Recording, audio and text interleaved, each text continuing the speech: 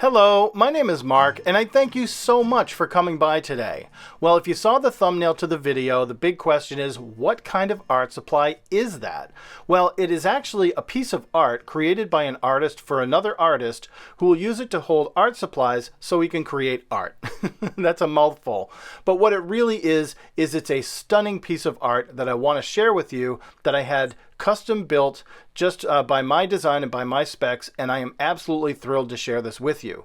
First glance, it looks like something that might trigger someone who has trypophobia, which is the fear of small holes like a lotus flower or honeycomb, but it could also look like a giant pepperoni pizza, who knows. But what it actually is during a creative slump about a year ago, which I have a video for, and I've put the link down below so you can check that creative slump video out if you're interested in that one. But while I was in the middle of a creative slump, I wasn't able to create the artwork that I like to create, and I was really stuck in the mud. So I decided to step outside the box, go back to my traditional roots as a product designer that I did about 25 years ago. I used to design products like paper shredders and computer accessories and things like that. And those would be shipped off to China and built and then sent back, and we would distribute them at old stores like CompUSA and Circuit City and Best Buy and those kinds of places. So I have experience designing products. I'm not an industrial designer, but that was part of my job back then. So I wanted to take this old milk crate that I used toilet paper rolls to hold my colored pencils in, and I wanted to create something new because I had collected way too many colored pencils and I didn't have a place to keep them all. They were in tins laying around on the shelf taking up space.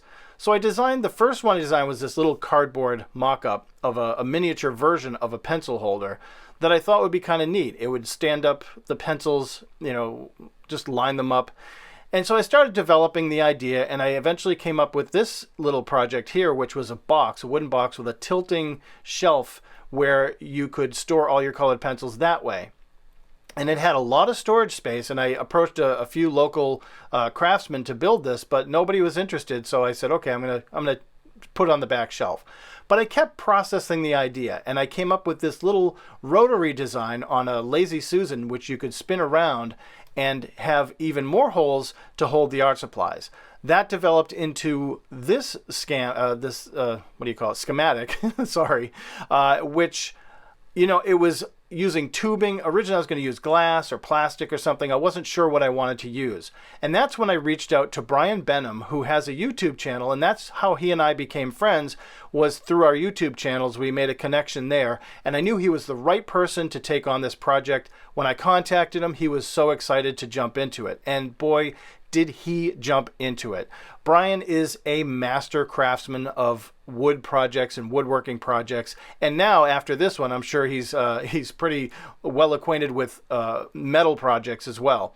But if you go to his website, just check it out. He's got some amazing projects that he shares with us, and this is no different. He's got a video for this, which you can check out the entire process. He put every tool in his workshop to use pretty much to create this thing. And I had no idea until I saw his video just what went into building this project that I had designed. So I came up with the schematics and the design, and he was able to build it and use his knowledge of wood and construction and all kinds of things to put this thing into reality. And I was just floored. From everything from the black walnut or the walnut wood that he used to the orange osage wood for the accents to the copper tubing that he chose to use for the tubes to hold the pencils, right down to putting a patina on every single tube. It is absolutely amazing. He took these copper tubes and made them look aged and looked just absolutely gorgeous, and you can see some of them here. But beyond that, he put every ounce of his creative thinking cap into this project, and it is just absolutely amazing to watch him develop this and go through the trials and tribulations of what works and what's not going to work, and really just getting into this project. Now, this is not a cheap project. It's not something that would cost $20 or $30. This was an expensive project that I was more than happy to pay for because it's a piece of art. I own a Brian Benham piece of art, and the crazy thing is that it's built to my specifications, which having that collaborative communication and that collaborative reach out and just that effort between both parties results in something just absolutely stunning. And the finished project, these are Brian's photos, just was absolutely beyond expectations. And it's just, it looks so gorgeous sitting on my desk. And so once he finished it up, he sent it out to me. It took about maybe 6 to 8 weeks to get out to me. I lost the original box, so I'm doing a faux unboxing here. But so once I got it out of the box, you can see that sitting on my table in my kitchen, it's just gorgeous. I'm absolutely in love with this project, if you can't tell already. And underneath, you look at the Lazy Susan hardware, and even down to Brian's signature on the stamp on the back. It just looks so professional. It looks so gorgeous. And looking up close at the copper tubing and the patina that he put on these, it's very subtle, but it's so beautiful. The video doesn't do it justice. When the light hits it certain ways, it just releases these colors and just this unbelievable quality that I can't even explain. But is it functional? Is it exactly what I was hoping for? That was the big question. So here I have my extensive colored pencil collection, and is this going to work for me? And that's what the big question was. How is this weird looking art supply holder going to actually function as a colored pencil holder? And will it be something that I'll use every day, or is it something that's just going to sit on a shelf and collect dust? Well, that was a big question for me. So I just started plugging in the pencils from my old case and pulling them out of those toilet paper tubes, which, by the way, is a great idea, and I'm going to recycle that idea for something else. But putting these colored pencils in place, this was tricky because now I have to decide, how am I going to organize these? So my objective was to get the colored pencils in place first and then worry about organizing afterwards. So once I got all these sort of laid in here and all that, you can see it looks like some kind of, I don't even know what this looks like. It looks really, really cool. And maybe the video's not doing it justice, but sitting here on my desk, it just looks so cool.